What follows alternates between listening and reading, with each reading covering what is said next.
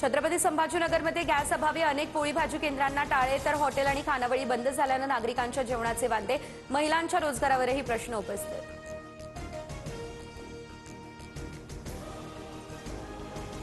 शिर्डीमध्ये Sai प्रसादालाही gas टंचाईची झळ बसली। प्रसादाची पाकिटं मर्यादित, त्यामुळे वितरणात कपात। साई भक्तांना आजपासून प्रसादात एकच लाडू दिला जाणार।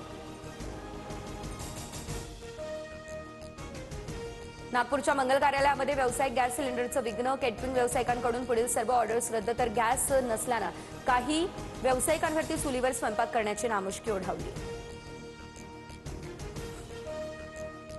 साताऱ्यातला गॅस पुरवठा हा सुरळीत असल्याचा प्रशासनाचा निर्वाळा। गॅस टंचाई नाही, अफवांवरती विश्वास ठेवू नका, जिल्हाधिकाऱ्यांचं जनतेला आवाहन।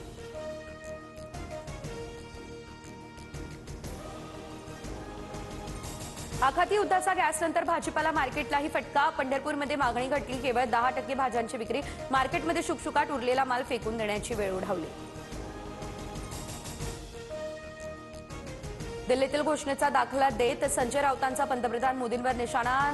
नरेंद्रही गायब आणि सिलेंडरही गायब, राऊतांची टीका। तर रोज सकाळी भोंगा वाजवून अफवा पसरवण्याचं काम सुरू, बनियांचा पलटवार।